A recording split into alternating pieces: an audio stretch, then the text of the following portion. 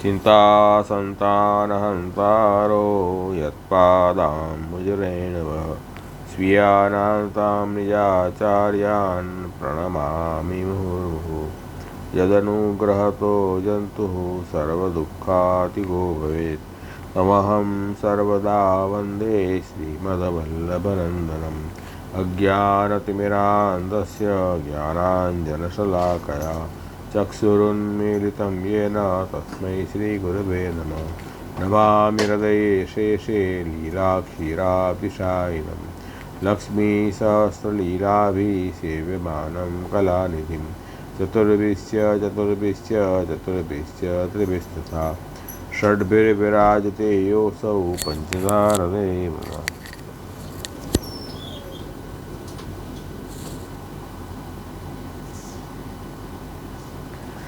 સર્વ વૈષ્ણવને આશીર્વાદ। 15 દિવસ પછી ફરી આપણે બધા મળ્યા। આજે આપણે શ્રી ભાગવતની જે શૃંખલા આપણી ચાલી રહી છે એને કન્ટિન્યુ કરશું। ગયા વખતે આપણે શ્રીમદ ભાગવત 10મા સ્કંદનો અધ્યાય 40મો લીધો હતો, જેમાં પ્રભુએ અક્રૂરજીને પોતાનું સ્વરૂપ જ્ઞાન કરાવ્યું, મહાત્મ્ય જ્ઞાન દ્રઢ કરાવ્યું, અને આ જેમ રાજસ પ્રમાણ પ્રકરણ ચાલી રહ્યો છે, તો પ્રમાણ એટલે કે જે સાધનથી જ્ઞાન થાય એને પ્રમાણ કહેવાય। તો ઠાકોરજીએ પોતે જ પ્રમાણ બન્યા પોતાના સ્વરૂપ જ્ઞાન કરવામાં, એટલે આ રાજસ પ્રમાણ। અને અક્રૂરજી એ રાજસ ભક્ત છે। રાજસ ભક્ત હોવાના કારણે અહીંયા રાજસ ભક્તોને પોતાનું સ્વરૂપ જ્ઞાન પ્રભુ કરાવી રહ્યા છે, એટલા માટે આ રાજસ પ્રમાણ પ્રકરણ છે। ઠાકોરજીએ પોતાના અક્ષરધામ વૈકુંઠના દર્શન કરાવ્યા, પોતાનું પુરુષોત્તમ સ્વરૂપ દર્શન કરાવ્યા, અને પછી અક્રૂરજીએ ભગવાનની સ્તુતિ કરી છે, એ સ્તુતિ પણ આપણે જોઈ। હવે આજે 41મો અધ્યાય આપણે લઈશું। 41वें अध्याय में जो वर्णन है वो है भगवान श्री कृष्ण का मथुरा जी में प्रवेश होना। 41 और 42 ये 2 अध्याय प्रमाण प्रकरण के अंतिम 2 अध्याय हैं। जब अक्रूर जी इस प्रकार स्तुति कर रहे थे तब भगवान कृष्ण ने जल में अपने दिव्य रूप के दर्शन कराए और फिर उसे छुपा लिया। ફરી અંદરદાન થઈ ગયા ઠાકોરજી। કેવી રીતે કે જેવી રીતે કોઈ અભિનય કરવાવાળો નટ હોય, એક્ટિંગ કરે, તે વખતે પોતાનું સ્વરૂપ દેખાડે અને પછી સામાન્ય રૂપ થઈ જાય, એવી રીતે ઠાકોરજીએ પોતાનું ઈશ્વરી રૂપના દર્શન કરાવ્યા અને ફરી પાછા કૃષ્ણ રૂપથી દર્શન આપ્યા। જ્યારે અક્રૂરજીએ જોયું કે પ્રભુએ પોતાનું દિવ્ય રૂપ અંતર્ધાન કર્યું છે, એટલે આપ જલથી બહાર પધાર્યા, બધા આવશ્યક નિત્યકર્મ પૂરા કર્યા અને તરત રથ ઉપર પધાર્યા। उस समय भगवान कृष्ण ने अक्रूर जी से पूछा कि चाचा जी, क्या आपने पृथ्वी आकाश जल में कोई अद्भुत वस्तु देखी है क्या? क्योंकि आपकी मुखाकृति ऐसी दिखाई पड़ती है। શું આપે કોઈ અદ્ભુત વસ્તુ જોઈ? આવા અચંબિત જેવા કેમ દેખાવ છો?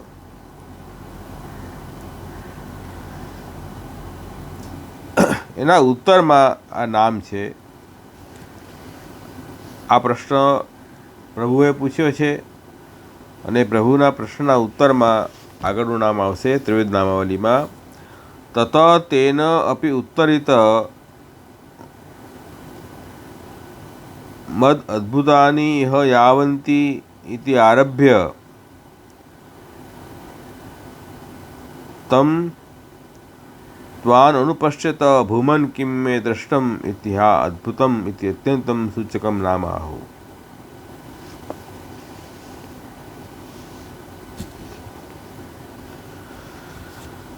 અક્રૂરજીએ આન્સર આપ્યો, હે પ્રભુ, આ પૃથ્વી, આકાશ, જલ, આખું વિશ્વ, બધા વિશ્વમાં જેટલા બી અદ્ભુત પદાર્થ છે, જે વિસ્મય કરી દે એવા પદાર્થો છે, એ બધા પદાર્થો આપમાં જ બિરાજમાન છે, કેમ કે આપ પોતે વિશ્વરૂપ છો. જ્યારે હું આપના દર્શન કરી રહ્યો છું, પછી એવી કઈ વસ્તુ રહી ગઈ કે અદ્ભુત વસ્તુ રહી ગઈ કે મેં ન જોઈ હોય? સૌથી અદ્ભુત તો આપ જ છો. તો હે ભગવાન, જેટલી બી અદ્ભુત વસ્તુઓ છે, પૃથ્વીમાં હોય, આ જલમાં હોય, આકાશમાં હોય, બધી જેનામાં છે તે સર્વ દર્શન મેં આપમાં હું કરી રહ્યો છું. એ સ્વરૂપ તો આપ છો, બધી અદ્ભુત વસ્તુ આપમાં તો બિરાજમાન છે, એટલે એના દર્શન હું આપમાં જ કરી રહ્યો છું. પછી મને કઈ અદ્ભુત વસ્તુ જોઈ એવો પ્રશ્ન આપ કરો છો? એમ કહીને અક્રૂરજીએ પોતાનો રથ શરૂ કર્યો, રથ હાંકી દીધો અને ભગવાન કૃષ્ણ અને બલદેવજીને લઈને અને દિવસની સાંજ પડતા મથુરા પહોંચી ગયા. તો આ એક નામ છે સ્વગુણ પ્રતિબોધકાય નમઃ, એવું એક નામ છે. મહાપ્રભુજી સુંદર અહીંયા બનાવ્યું છે આ વસ્તુ સમજાવવા માટે કે પોતાના જે ગુણ છે, સ્વગુણ પ્રતિબોધકાય નમઃ, પોતાના ગુણોનો પ્રતિબોધ કરવાવાળા ભગવાન શ્રી કૃષ્ણને નમસ્કાર.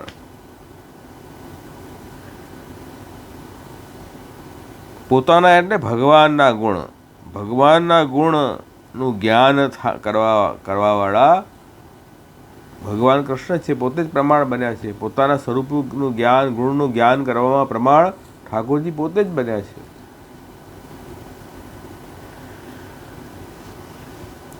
સ્વગુણાનામ પ્રતિબોધક જાતઃ, પોતાના ગુણોને અક્રૂરજી પ્રત્યે જણાવવાવાળા ભગવાન શ્રી કૃષ્ણ થયા. ઇદમ તુ મથુરા નિકટ ગમન અનંતરમ ભગવતા મથુરા પ્રવેશાર્થમ આજ્ઞપ્ત અક્રૂર નાહમ વિવાભ્યામ રહિત પ્રવેશ્યે મથુરામ પ્રભો ઇત્યાદિ ષટ શ્લોકૈ ગુણૈરૂપૈ પ્રાર્થના કરતા હતી. તસ્ય નામ ગેમ. હવે શું કહી રહ્યા છે કે આ રીતે મથુરા તો પહોંચ્યા, તે વખતે મથુરા જઈ રહ્યા હતા, તો રસ્તામાં માર્ગમાં જ્યાં પ્રભુ કોઈ ગામમાં પધારે, બધા ગામવાળા ત્યાં આવીને ઠાકોરજી દર્શન કરે, આનંદ થાય, એમની પૂજન કરે. પ્રભુના દર્શન કરીને એમને તૃપ્તિ થતી નહોતી, કે એવું આનંદ સ્વરૂપ ભગવાનનું હતું. આ બાજુ નંદરાયજી અને બધા બ્રજવાસીઓ પહેલાં જ મથુરા પહોંચી ગયા હતા અને ભગવાન કૃષ્ણની રાહ જોતા હતા, ક્યારે પ્રભુ પધારે.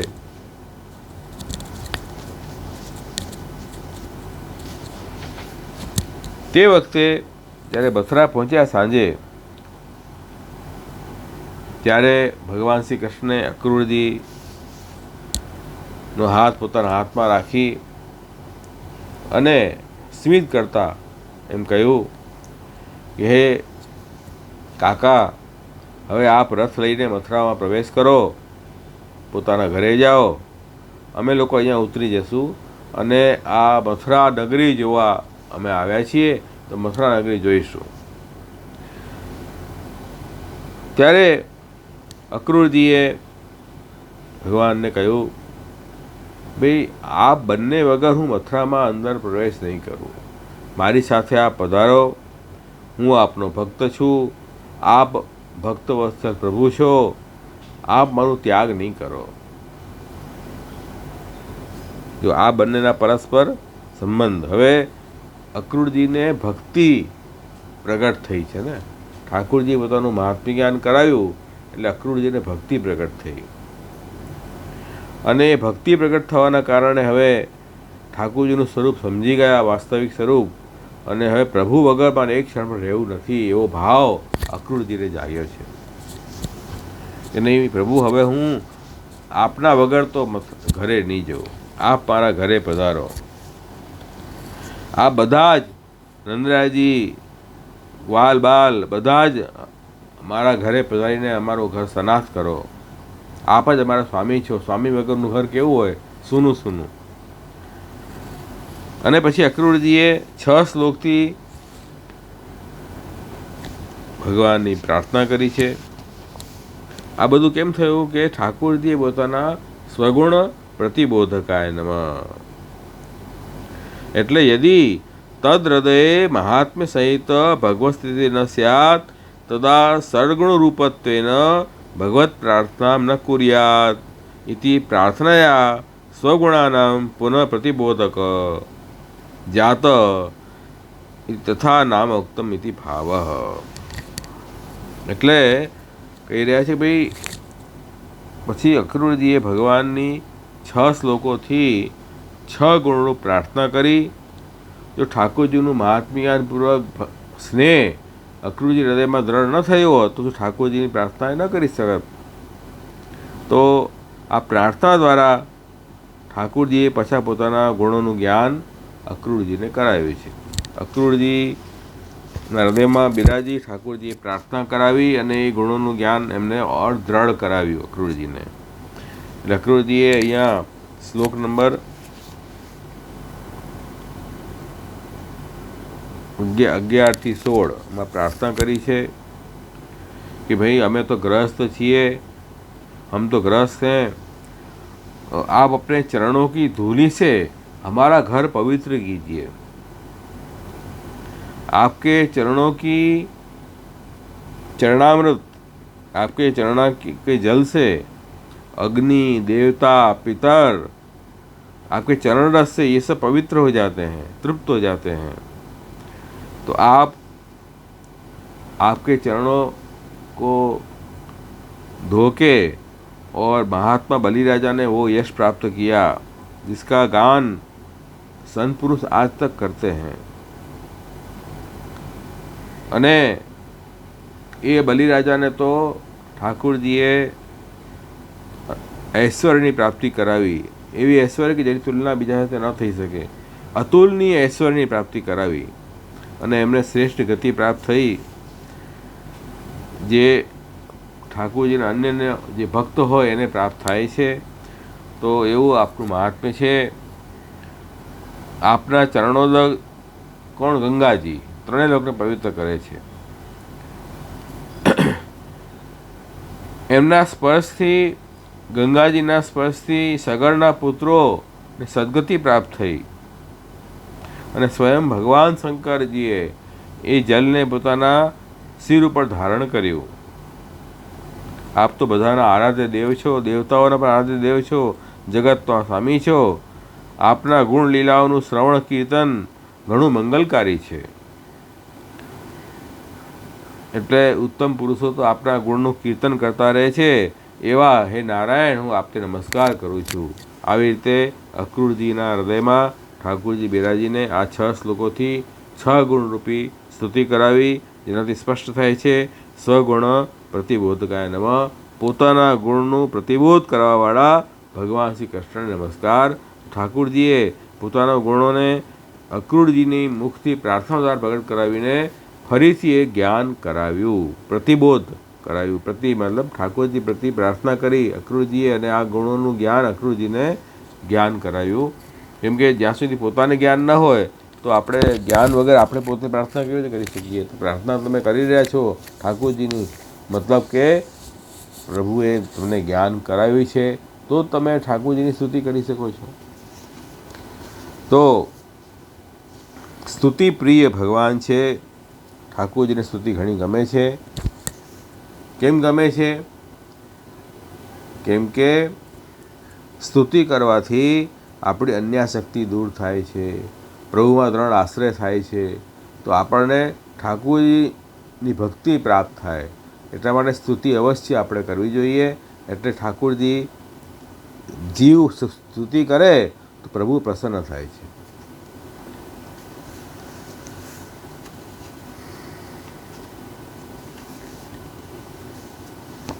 એના પછી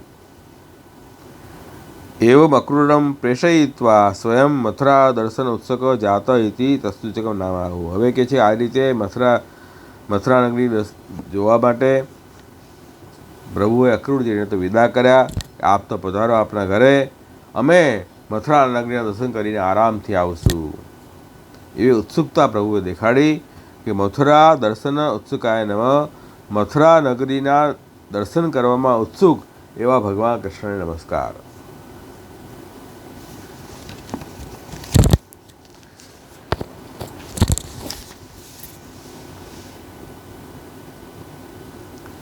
જ્યારે ઠાકુરજીએ ના પાડી કે નહીં હું તમારા ઘરે હમણાં નથી આવવાનું, ત્યારે અક્રૂરજી જરા અસંતુષ્ટ થઈ ગયા. એના મનમાં આનંદ ઓછો થઈ ગયો કે અરે પ્રભુ પધારતા કેવો આનંદ આવત. પછી એમણે એકલા જ પોતે મથુરામાં ગયા અને કંસ પાસે ગયા અને ભગવાન કૃષ્ણ બલરામજી અહીંયા પધાર્યા છે એ સૂચના આપીને અને પોતાના ઘરે ગયા. બીજા દિવસના ત્રીજા પ્રહરમાં બલરામજી અને ગ્વાલબાલોની સાથે ભગવાન શ્રી કૃષ્ણ મથુરા નગરી જોવા માટે નગરમાં પ્રવેશ કર્યો છે. અથ પરાણે ભગવાન કૃષ્ણ શંકર સ્નાનવિત મથુરામ પ્રાવિશદ ગોપૈર દિદૃક્ષુ પરિવારિત.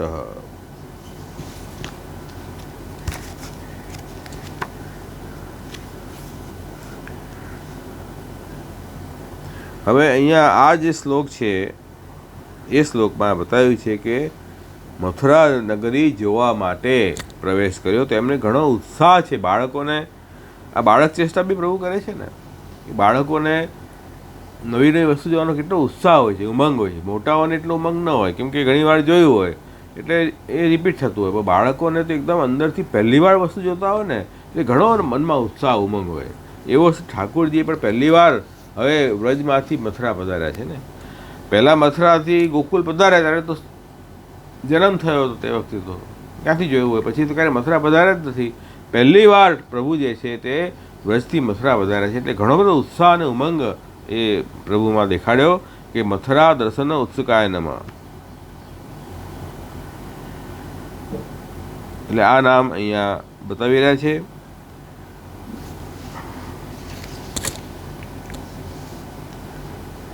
અને મથુરા પધાર્યા છે ઠાકુરજી તો કઈ રીતે પધાર્યા છે તો કહે છે કે સ્વાધાર વૈકુંઠ સ્થાપકાય નમઃ. પ્રભુસ્તુ સ્વસામગ્રી સહિત એવ ગચ્છતિ ઇતિ ભગવાન કૃષ્ણ ઇતિ પદમ સૂચિતમ અગ્રિમમ નામ આહુ. પોતાની સર્વ સામર્થ્ય સહિત સર્વ સામગ્રી સાધન સહિત ઠાકુરજી મથુરા પધારી રહ્યા છે. સ્વાધાર પોતાના આધારરૂપ શું છે? વૈકુંઠ. પ્રભુનું ધામ છે અક્ષરધામ વૈકુંઠ, એમાં પુરુષોત્તમ આપ બિરાજો છો. તો એ આધાર સ્વરૂપ જે વૈકુંઠ છે એની સ્થાપના કરવાવાળા ભગવાન શ્રી કૃષ્ણ. સ્વ આધાર વૈકુંઠ સ્થાપકાય નમઃ.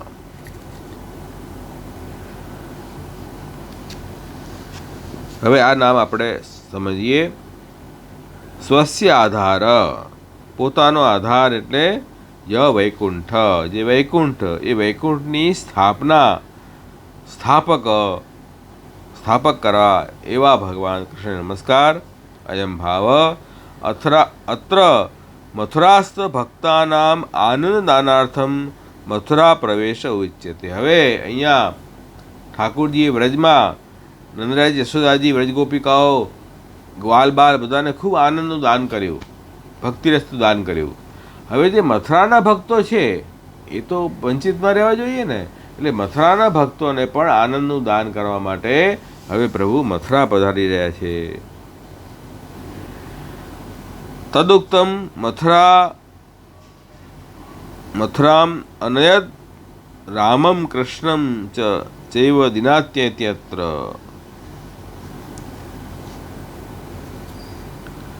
એ માટે અહીંયા બતાવ્યું છે શ્લોકમાં કે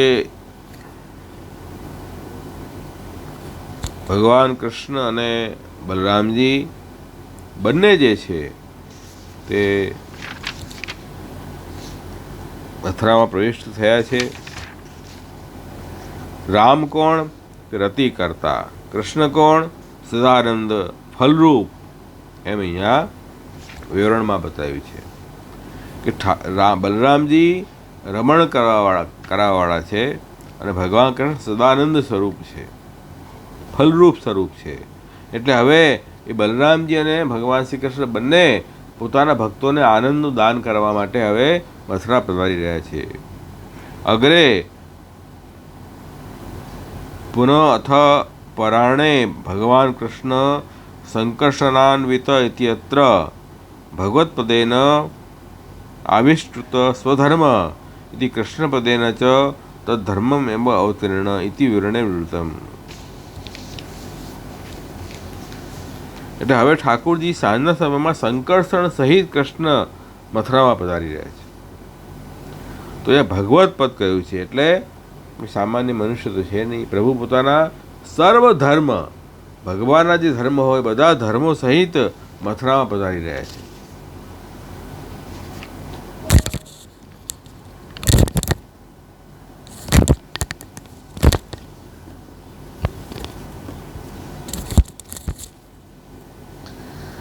અને આપણું ત્યાં આવિર્ભાવ ભગવાનના ભક્તો માટે છે, ઉદ્ધાર માટે તો આપ પધાર્યા છે ત્યાં.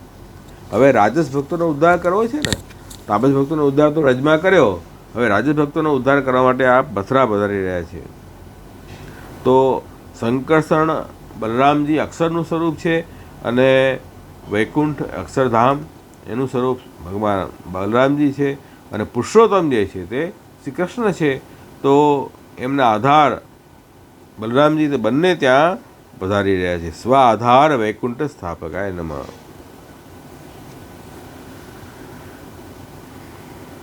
એવમ સતી રામ હિ અક્ષરાત્મક વૈકુંઠ. આ હોવાના કારણે બલરામજી તો અક્ષરાત્મક સ્વરૂપ છે વૈકુંઠનું.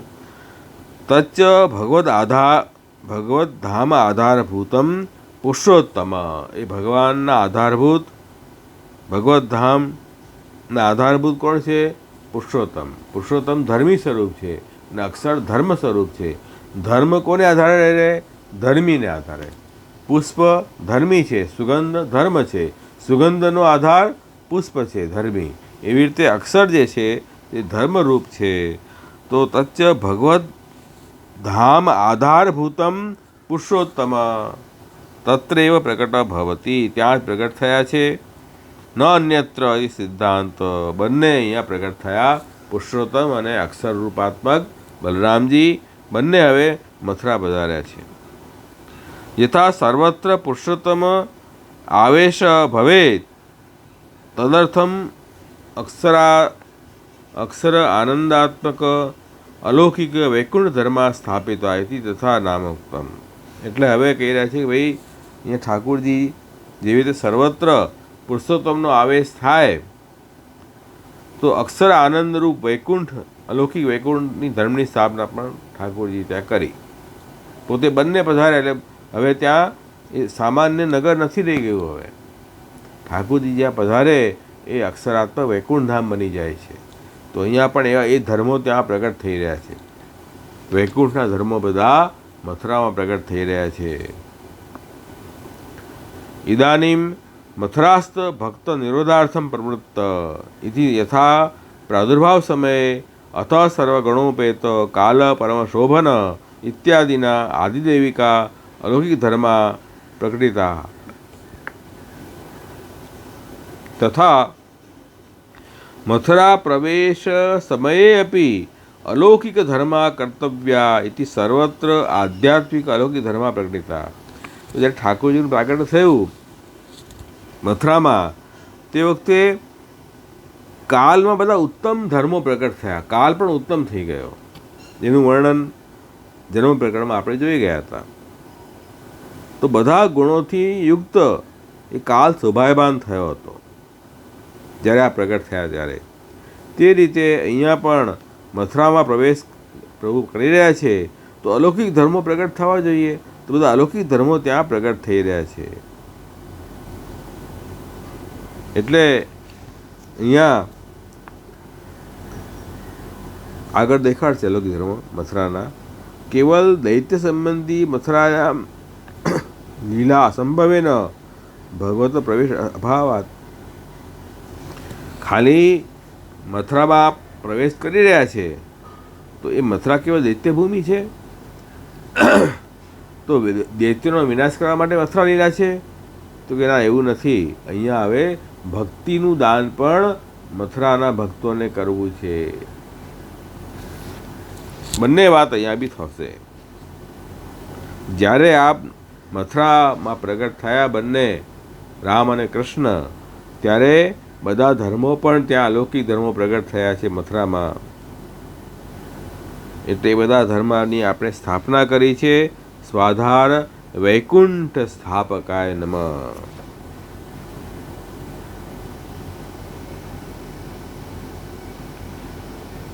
આ રીતે કહે છે કે મથુરામાં બધાએ ભગવાનના દર્શન કર્યા, એનાથી ચારે પુરુષાર્થની પ્રાપ્તિ બધા મથુરાના ભક્તોને પણ ઠાકોરજી કરાવી છે.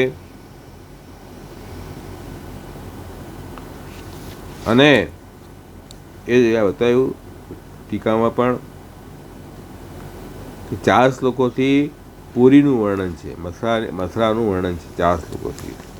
20મા શ્લોકથી 20, 21, 22 અને 23. એમાં મથુરા નગરીની શોભાનું વર્ણન અહીંયા ભાગવતમાં આવ્યું છે કે ભગવાને જોયું કે એ મથુરા નગરના જે મોટા મોટા જે દરવાજાઓ હતા, ગોપુર, અને ઘરમાં જે દરવાજા બધા હતા એ સ્ફટિકમણીના બનાવેલા હતા. એમાં સોનાના દરવાજા લાગેલા હતા અને સોનાના તોરણ લાગેલા છે. નગરની ચારે બાજુ તાંબા અને પિત્તળની મોટી મોટી દિવાલો છે. અને નગરીમાં પ્રવેશ કરતાં પહેલાં ખાઈ આવે, એટલે કોઈ પણ વ્યક્તિ નગરમાં પ્રવેશ કરી ન શકે.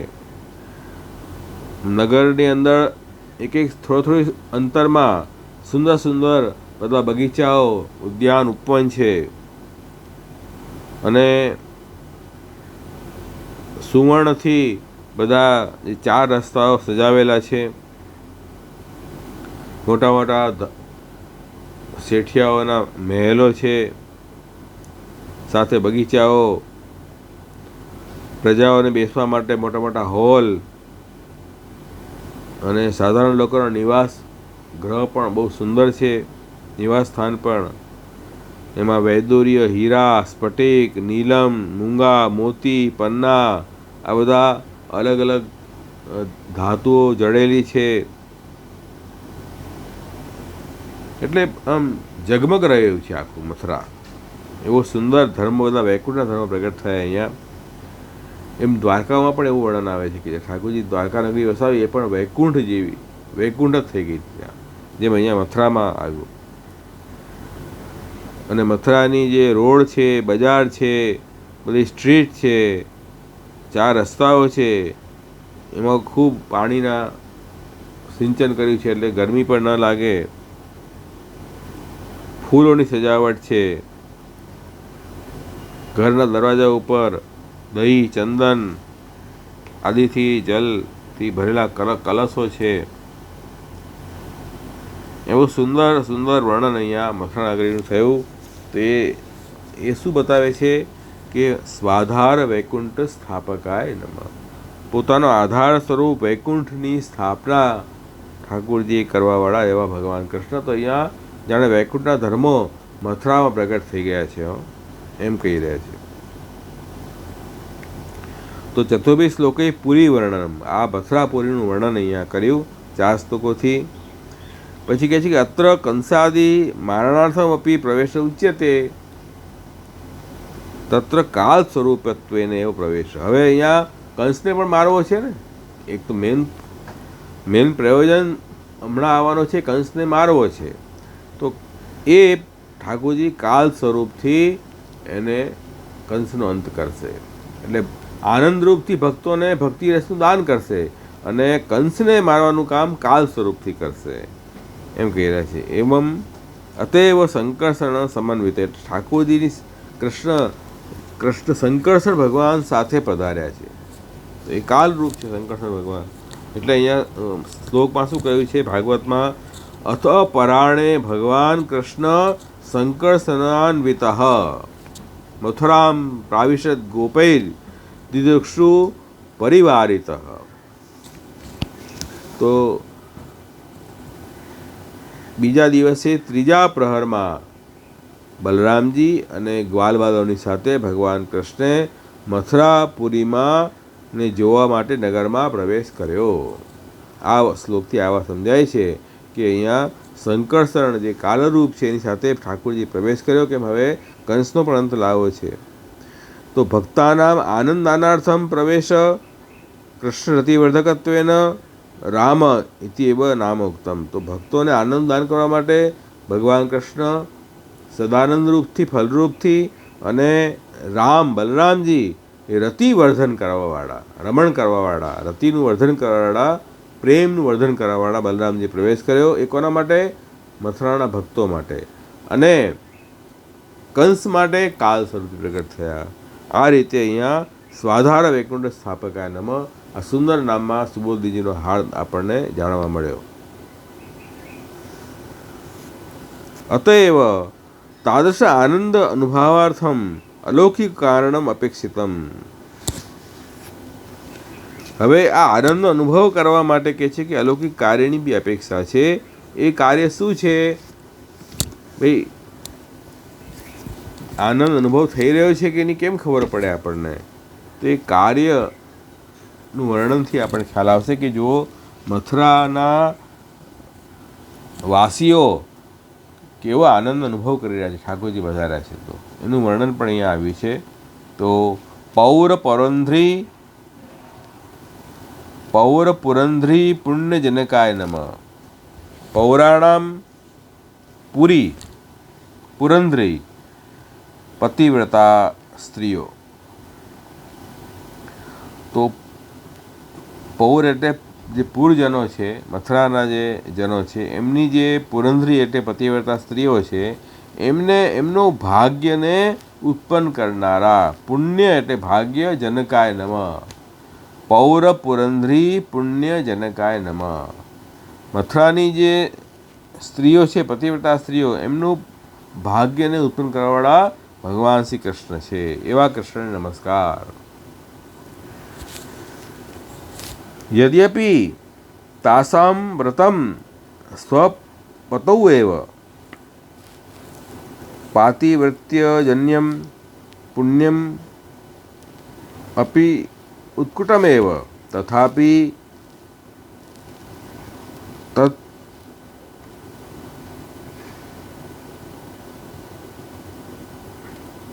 તત્વેદ આનંદ અનુભવ સાધનમ ન ભવતિ કિંતુ લૌકિકપતિ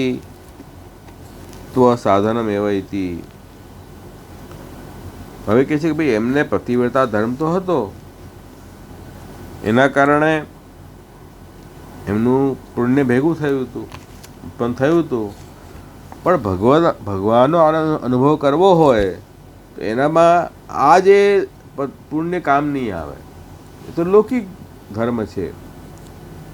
એ તો એ જે પુણ્ય છે તો લૌકિક આનંદ માટે એ પુણ્ય બરાબર છે.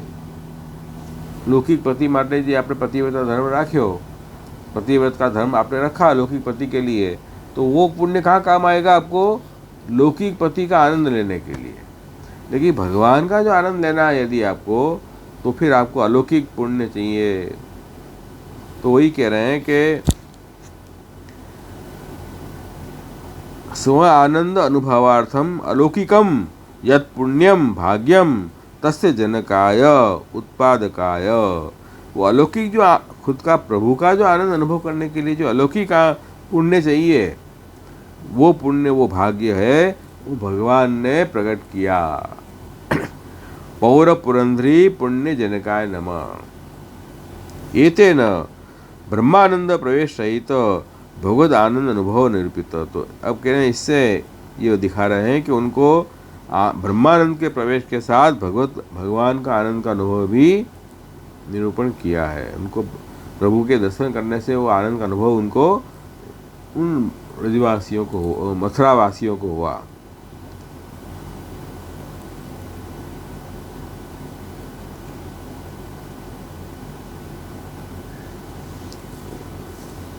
हवे जो देखो कैसे कैसे हुआ। तो जब भगवान श्री कृष्ण और बलराम जी ग्वाल बालों के साथ में मथुरा के राजपथ से मथुरा में प्रवेश किया, तब नगर की नारियां बड़ी उत्सुकता से भगवान को देखने के लिए झटपट अपने छतों पर चढ़ गई और इतनी उत्साह उमंग था उनको प्रभु के दर्शन करने के लिए। वो आपको समझ में आता है कि कैसे किसी ने जल्दी के कारण अपने वस्त्र और गहने उल्टे उल्टे पहन लिए। माने उनको પોતાના દેહનું અનુસંધાન પણ નથી, વસ્ત્રો ઉલટા સીધા પહેર્યા છે। એટલી બધી પ્રભુને દર્શન કરવાનો એવો આનંદ એમને આવી રહ્યો છે કે એમને પોતાના શણગાર પણ ઉલટા સુલટા છે એનું જ્ઞાન નથી। किसी ने भूल से कुंडल, कंगन आदि जोड़े से पहने जाने वाले आभूषणों में से एक ही पहना और चल पड़ी। बे कड़ा हो एक ज कड़ा पहने चाल्या, बे कानना कुंडल पहरवा જોઈએ एक ज कुंडल पहने चाल्या। इस तरह से वो प्रभु के भक्ति में, प्रभु के आनंद के अनुभव में अपना लौकिक काम भी भूल गई, विस्मरण हो गया उनको। प्रपंच विस्मृति पूर्वक भगवद आसक्ति, ये स्थिति उनकी हुई है। किसी ने एक ही नूपुर पहना, दूसरा नूपुर पहना ही नहीं है। किसी ने एक आंख में अंजन आंजा है, दूसरे आंख में आंजी ही नहीं है। कई तो स्त्रियां भोजन कर रही थी और वे हाथ का कौर फेंक कर चल पड़ी, भोजन अधूरा छोड़ दिया। सबका मन उत्साह और आनंद से भर रहा था। એટલો બધો આનંદ આવી રહ્યો હતો ઠાકોરજી દર્શન કરવાનો। કેમ? પ્રભુ પોતે આનંદ રૂપ છે ને, પ્રભુ खुद स्वयं आनंद स्वरूप है। तो उन आनंद स्वरूप भगवान के दर्शन करने से भी हृदय में आनंद फूट रहा है। तो ये कार्य से हम समझ पा रहे हैं कि वैसा प्रकार का आनंद का अनुभव उन भक्तों को हो रहा है, तभी तो इस तरह का कार्य प्रकट हुआ। ऐसा कार्य कहाँ प्रकट हो गया कि अपनी सब चीज़ भूल जाके और प्रभु में खो जाना, ये तो भगवत अनुभव हो तभी संभव है। तो ठाकुर जी ने अलौकिक पुण्य प्रकट किया उन मथुरा वासियों के लिए, जिससे वो प्रभु का आनंद का अनुभव अब कर पा रहे हैं। कोई स्नान कर रही थी तो स्नान करती करती अर्धी स्नान करती हुई दौड़ पड़ी। कोई सो रही थी, उसी अवस्था में दौड़ पड़ी। कोई माता बच्चों को दूध पिला रही थी तो उसे गोद से हटाकर भगवान का दर्शन करने के लिए चल पड़ी। और भगवान कृष्ण अपने मस्ती से मथुरा नगरी में राजपथ पे चल रहे थे।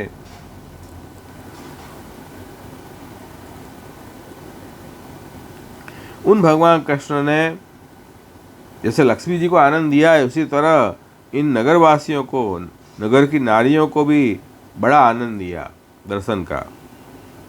और ठाकुर जी ने अपने स्मित मुखारविंद से, हंसते मुखारविंद से उनको दर्शन दिया है।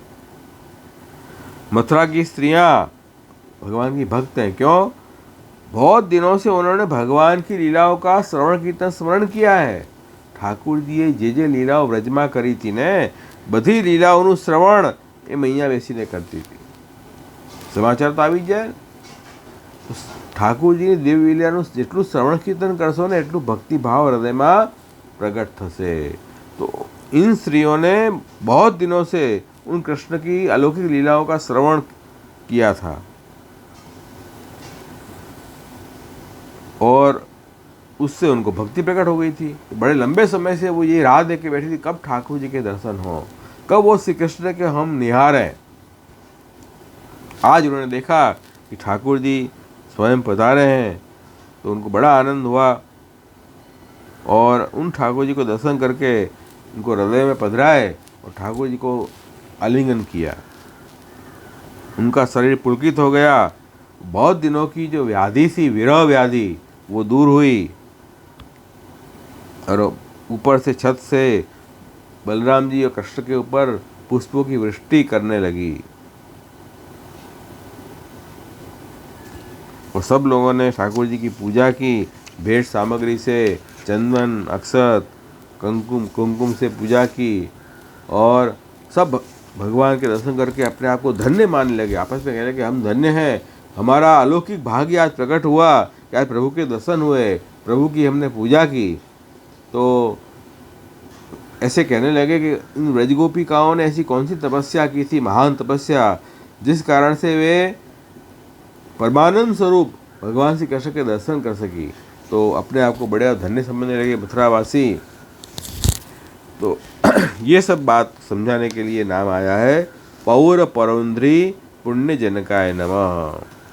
भाई पूर्व जन्म के जो पुरंद्री जो स्त्री हैं उनके अलौकिक भाग्य को प्रकट करने वाले भगवान श्री कृष्ण अलौकिक भाग्य प्रकट करके और उनको आनंद का दान प्रभु ने किया।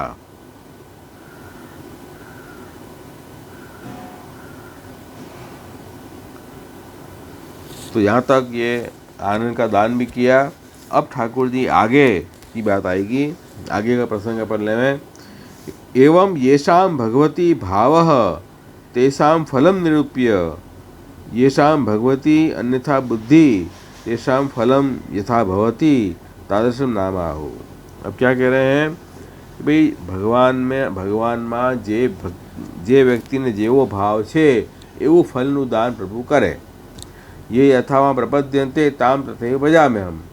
प्रभु में जेवो तुम्हें भाव राखशो, जैसा भाव प्रभु में रखोगे इस तरह से प्रभु फलदान करते हैं।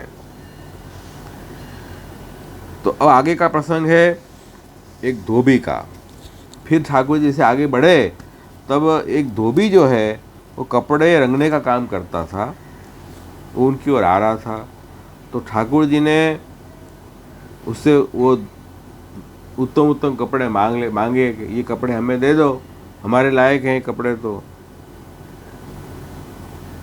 और ऐसे कपड़े दो, वस्त्र दो जो हमारे शरीर में बराबर फिट बैठ जाए, और ये वस्त्र तुम हमें दोगे तो तुम्हारा कल्याण होगा, तुम्हाરું कल्याण થશે, આ વસ્ત્ર અમને આપી દો। ભગવાન તો પરિપૂર્ણ છે ને, અમને એમના માટે જ બધી વસ્તુ છે, તો પણ બધી વસ્તુ એમની જ છે આખી સૃષ્ટિમાં, તો પણ ઠાકોરજી માંગવાનું નાટક કરી રહ્યા છે, એટલે માંગી રહ્યા છે। પ્રભુને માંગવાની શું જરૂર છે, ભગવાનની જ બધી વસ્તુ છે। હવે કહી રહ્યા છે કે ભાઈ એ જે ધોબી હતો એ મૂર્ખ હતો અને કંસનો સેવક હતો, એટલે એ તો મદથી મસ્ત હતો। ભાઈ સ્વામી કરતાં સેવક વધારે અભિમાની હોય છે, મેં ઘણી વાર જોયું છે। કંસ કરતાં પણ આનો સેવક વધારે મદ ભાવ હતો, એને કોઈને સાંભળે નહીં એવો અહંકાર હતો। તબ ભગવાનની વસ્તુ ભગવાનને આપવાની તો વાત દૂર રહી, એને તો ક્રોધથી આક્ષેપ કર્યો કે તમે લોકોને આ વસ્ત્રની શું જરૂર છે, તમે તો જંગલમાં રહેવાવાળા લોકો છો, પર્વત જંગલમાં રહેવાવાળા લોકો છો, તમને આ વસ્ત્રની કંઈ જરૂર નથી, તમે ક્યારે આવા વસ્ત્ર પહેરો છો, એમ વ્યંગ કટાક્ષ ભાવથી એ આક્ષેપ કરવા લાગ્યો। અને આજે તમને આવી હિંમત કેમ થઈ વસ્ત્ર માંગવાની, એમ કહ્યું છે। હવે રાજાના ધન લૂંટવાની ઈચ્છા થઈ છે તમને, એનો આક્ષેપ પણ મૂક્યો લૂંટારાનો। અહીંયાથી જતા રહો, અને તમને તમારા પ્રાણો વાલા હોય તો અહીંયા કંઈ માંગો નહીં, અહીંયાથી નીકળી જાઓ, એ ધમકી પણ આપી। નહીં તો અહીંયા જો વધારે તમે રહેશો તો તમને અમે જેલખાનામાં બંધ કરી દઈશું, કેદ કરીને, જેવી કાંઈ તમારી વસ્તુ છે બધું અમે છીનવી લઈશું। આ રીતે ધોબીએ મોટી મોટી વાતો, ખોટી ખોટી વાતો કરી, પ્રભુને સમજાવી, प्रभु ने गुस्सो आयो और ठाकुर जी ने कुपित होकर एक तमाचा धोबी को लगा दिया। उस तमाचा के कारण उस धोबी का सिर धड़ाम से धड़ से नीचे गिर गया। आ वस्तु જોઈને ધોબી સાથે કામ કરવાના જે બીજા સેવકો હતા એ પણ આ બાજુ આમ તેમ ભાગી ગયા બધા ડરીને, અને ઠાકુરજીએ બધા વસ્ત્રો લઈ લીધા।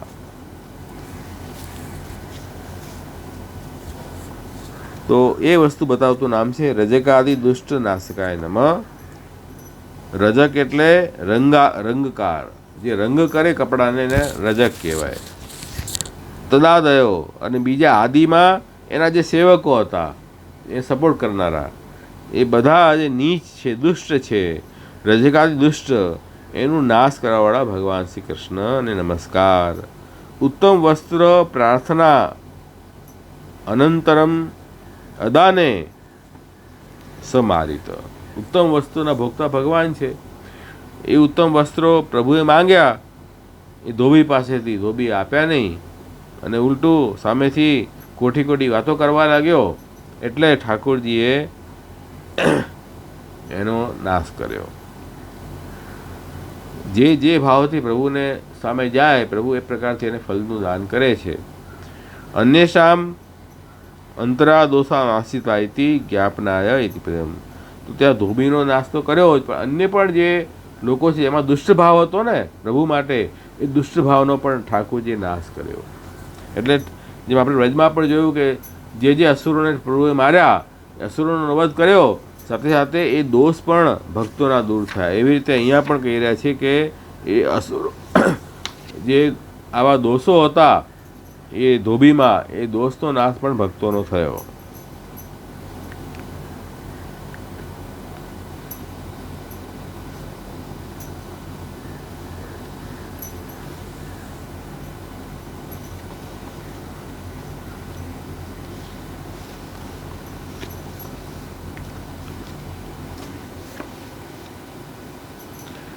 તો એના પછીનો આગળનો પ્રસંગ,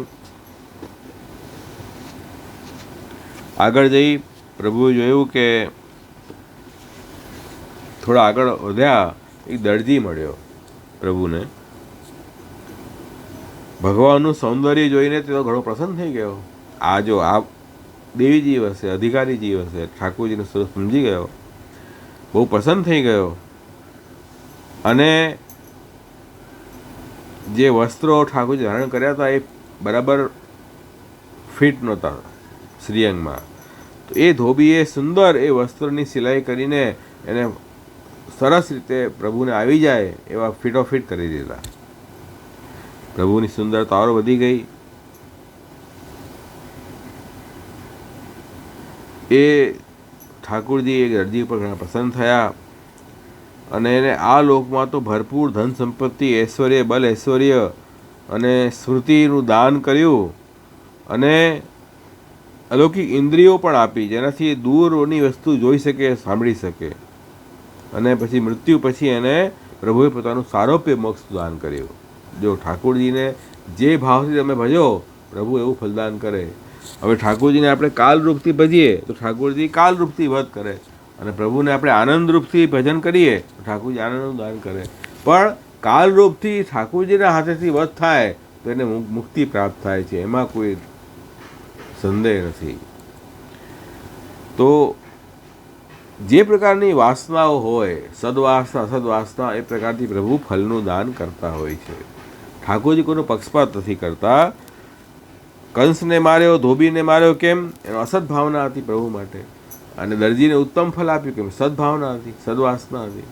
તો જેવી જેવી વાસના હોય એને પ્રભુ દૂર કરે છે. તો પ્રભુ એ ધોબીને મારીને પણ એને અસદવાસના પ્રભુએ દૂર કરી છે અને મુક્તિનું દાન કર્યું છે. એટલે લોકમાં પણ એક વાત થાય કે પ્રભુ સાથે સુંદર ભાવ રાખીએ તો સુંદર ફલ મળે, અને અસદભાવના રાખશું તો મૃત્યુ કાલ આવશે. એ વાત અહીંયા સમજાવી. પણ અંતે તો બધાની ગતિ કલ્યાણ જ થાય છે, પ્રભુનો સ્પર્શ થાય તો. એ વાત પણ અહીંયા બતાવી, સમજવાની છે. એના પછી સુદામા માલી પાસે ભગવાન પધાર્યા. બંને ભાઈઓને જોઈને સુદામા માલી પણ ઊભા થયા, પ્રણામ કર્યા. એ પણ ભક્ત હતો. અને સરસ સરસ ફૂલોના હાર, પાન, ચંદનની સામગ્રીથી પૂજન કર્યું સુદામા માળીએ. પછી એને પ્રાર્થના કરી પ્રભુની કે આપ પધાર્યા, અમારો જન્મ સફળ થઈ ગયો, અમારું કુલ પવિત્ર થઈ ગયું. આજે અમારા પિતા ઋષિ દેવતાઓના ઋણથી અમે મુક્ત થયા. આપ ઘણા પ્રસન્ન છો અમારા ઉપર. અને આપ જ સંપૂર્ણ જગતના બંને કારણ છો. અભ્યુદય, ઉન્નતિ, નિશ્રેયસ, મોક્ષ માટે આપ પૃથ્વી ઉપર પોતાના બધા અંશ સાથે અવતીર્ણ થયા છો એમ સ્તુતિ કરી.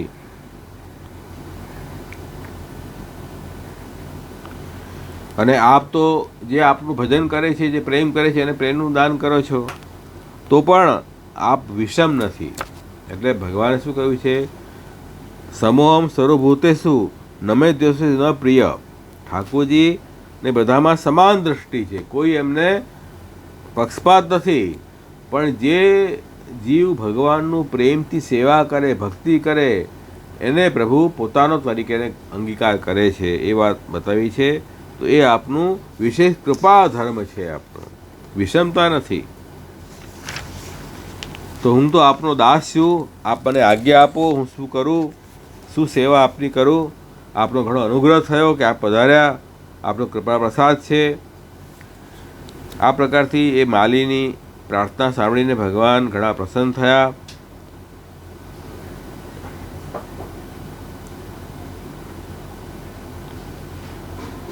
ઠાકોરજીને સુંદર શણગાર કર્યા માળીએ પુષ્પના માળાઓના, અને શ્રેષ્ઠ વરદાન એ માળીને પ્રભુએ પ્રદાન કર્યું. માળીએ શું માંગ્યું? તો કે હે પ્રભુ, આપ સમસ્ત પ્રાણીની આત્મા છો, સર્વસ્વ સ્વરૂપ, આપના ચરણોમાં મારી અવિચલ ભક્તિ રહે. अविचल भक्ति हमारी आपके चरणों में रहे, यह हमारी इच्छा है, और मुझे कुछ नहीं चाहिए. आपके भक्तों से मेरा सौहार्द, मैत्री का संबंध हो, समस्त प्राणियों के प्रति अहेतुक दया का भाव रहे, बस यही भाव मुझे बना रहे, ऐसे आप कृपा करो. એટલે માળીએ પણ સુંદર માંગ્યો, ઠાકોરજીની અવિચલ ભક્તિ માંગી, અને સાથે સાથે જે ભગવાનના ભક્તો છે એમાં મૈત્રી, સૌહાર્દ અને પ્રાણી માત્ર માટે દયાનો ભાવ સદા હૃદયમાં રહે, એવો સુંદર માંગવાનું પણ કેવું માંગ્યું સુંદર. ત્યારે ઠાकुरजीએ तब सुदामा माली को प्रभु ने सभी चीज़ जो उन्हें मांगी थी वो दे दी, और ऐसी लक्ष्मी का दान किया जो वंश परंपरा से बढ़ती जाए, घटे नहीं. साथ साथ बल, आयु, कीर्ति और कांति का भी वरदान प्रभु ने दिया. और वहाँ से फिर भगवान कृष्ण बलराम जी विदा हुए. અહીંયા આ અધ્યાય પૂરો થાય છે. એટલે આના નામ આપણે જોઈએ, વસ્ત્રાદિ અનેક કલ્પભૂષિત રૂપાય નમઃ.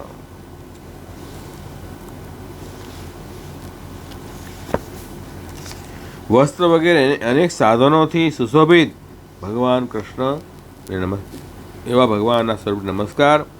તો એ માળીએ સુંદર વસ્ત્ર વગેરેથી એ દરજી અને માળીએ પ્રભુને સુંદર શોભિત કર્યા, શૃંગાર કર્યા. એવા ભગવાનના સ્વરૂપ નમસ્કાર અહીંયા કરી રહ્યા છે.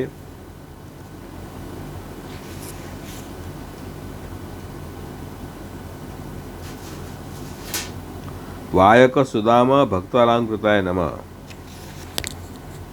વાયક એટલે દરજી અને સુદામા એટલે પેલી માળી, બંને ભક્તોએ પ્રભુને અલંકૃત કર્યા છે એવા ભગવાનને નમસ્કાર. બંને ભગવાનના પરમ ભક્ત છે, બંને પ્રભુનું અત્યંત સન્માન કર્યું અને સુંદર પ્રભુને વસ્ત્રો અને પુષ્પમાળાઓથી અલંકૃત કર્યા છે. એવા ઠાકોરજી શોભાયમાન થઈ રહ્યા છે. તો આપણે પણ ઠાકોરજીને સુંદર સુંદર વસ્ત્ર ધરાવો, સુંદર શૃંગાર ધરાવો, સુંદર ફૂલના શૃંગાર ત્યારે ઉષ્ણકાલમાં. તો આ બધું પ્રેમથી કરો તો ઠાકોરજી પણ તમને એ જ ભક્તિનું ફલનું દાન કરશે. અને મનમાં ભાવ કયો રાખવો છે? મને ઠાકોરજીની ભક્તિ સદા રહે, અને ભગવાનના ભક્તોમાં, વૈષ્ણવોમાં સદા મારો ઉત્તમ ભાવ રહે. બસ એ જ ભાવ આપણે રાખવો છે. તો એ પ્રભુને કેવલ વસ્ત્ર અને આભૂષણો ધરાવવા માત્રથી ઠાકોરજીએ અતિ ઉદારતા બતાડી. તત્ પ્રસન્ન ભગવાન પ્રાર્થિતમ દદૌ ઇતિ. અતિ ઉદારાય નમઃ. અતિ ઉદારતા દેખાડી. અને ઉદારતા શું દેખાડી? કે અલૌકિક વરદાન ઠાકોરજી એમને આપ્યું છે. એટલે ભક્તિ અવિચલ તો આપે જ, અને લોકમાં પણ અતુલ ઐશ્વર્ય, બલ, કાંતિ, લક્ષ્મી બધુંનું દાન કર્યું અને દેહપાત પછી એમને સારૂપ્ય, મુક્તિ વગેરે પ્રદાન કરી છે. તેવા પ્રભુ અતિ ઉદાર છે. અહીંયા કહ્યું છે પ્રણતાય પ્રપન્નાય દદતુ વરદૌ વરાન, કે હું આપને શરણે આવ્યો છું એમ કહ્યું અહીંયા. અને શરણાગત એ સુદામા માલીને પ્રભુએ શ્રેષ્ઠ વરનું દાન કર્યું. એ પ્રભુએ આપણી અતિ ઉદારતા પ્રગટ કરી. અને આ અધ્યાય અહીંયા પૂરો થયો. તો આપણે નામ પણ જોયા. એટલે શ્રી મહાપ્રભુ જેવો સુંદર માર્ગ આપણને બતાવ્યો છે કે જેનામાં ઠાકોરજીનો સુખનો વિચાર કરીને આપણે અષ્ટપ્રહર પ્રભુની સેવામાં રહીએ છીએ તો કેવો સુંદર જીવન આપણું જાય છે. આપણું આ જીવન કૃતાર્થ થઈ ગયું. આ જીવન, આ દેહ અને દેહપાત પછીનું પારલૌકિક જીવન પણ આપણું કૃતાર્થ થઈ ગયું. એવું સુંદર મહાપ્રભુજી માર્ગ આપણને દેખાડ્યો છે કે આ દરજીએ તો માત્ર એકવાર સેવા કરી, એકવાર પ્રભુના વસ્ત્ર ધરાવ્યા, એકવાર શૃંગાર ધરાવ્યા, એમાં પણ આટલું ઠાકોરજીએ ઉત્તમ વરદાનનું દાન કર્યું. આપણે તો અહર્નિશ પ્રભુની સેવામાં રહીએ છીએ. રાત્રિ દિવસ નવા નવા ઉત્સવો, ઋતુ સેવા, મનોરથ સેવા, નિત્ય સેવા, ઉત્સવ સેવા, બધામાં પ્રભુને આપણે લાલ લડાવીએ છીએ. તો આ તો કેટલી આપણને મહાપ્રભુજી અત્યંત કૃપા કરીને સુંદર અવસર પ્રદાન કર્યો છે. તો આ જીવન ભગવત સેવા અને સ્મરણથી આપણું જાય, બસ એવી આપણે શુભકામના અને આશીર્વાદ બધા વૈષ્ણવોને. આજનું આપણે સત્ર અહીંયા વિરામ રાખીએ. જેવી પ્રશ્ન હોય તો પૂછી શકો છો, પણ આમ તો અધ્યાય સરળ છે એટલે કંઈ પ્રશ્ન કોઈ હશે તો આપણે જોઈ લઈએ.